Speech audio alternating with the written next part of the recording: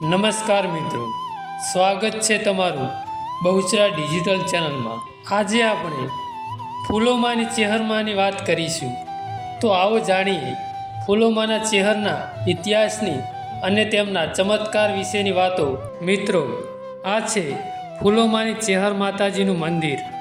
તમે જ્યાં હાલ મંદિર જોઈ રહ્યા છો ત્યાં થોડા વર્ષો પહેલાં મંદિર નહીં પણ દોશી પરિવારનું મકાન હતું। આ દોશી પરિવારે ચેહર માતાજીનું મંદિર બનાવવા માટે જગ્યા ન હોવાથી પોતાનું મકાન પાડીને શ્રી ચેહર માતાજીનું મંદિર બંધાવ્યું છે। ફૂલોમાંની ચેહર માતાજીનું મૂળ સ્થાન સાડિયા ધામ છે, એટલે કે આ ચેહર માતાજીને દોશી પરિવારે સાડિયાથી પૂજવા માટે લાવ્યા હતા।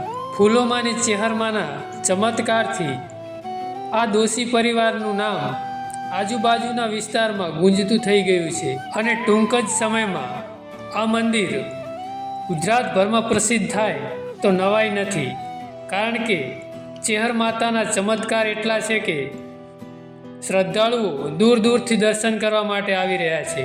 મા ચેહરના શરણે જે પણ પોતાનું દુઃખ લઈને આવ્યા છે તેમાંથી ખાલી હાથે કે નિરાશ મને આજ દિવસ સુધી કોઈ પાછું ગયું નથી।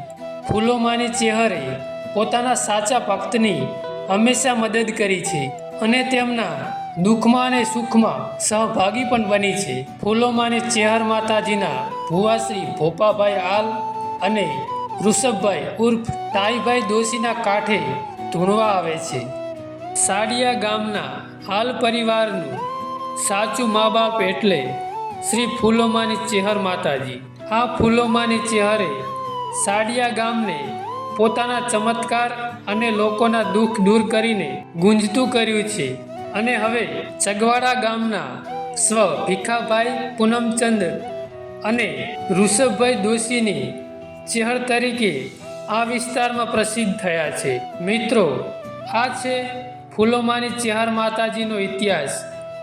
આવા જ નવા વિડીયો જોવા માટે અમારી બહુચરા ડિજિટલ ચેનલને લાઇક, શેર અને સબસ્ક્રાઈબ કરવાનું ભૂલતા નહીં। તો મળીશું એક નવા વિડીયોમાં। જય માતાજી, ધન્યવાદ।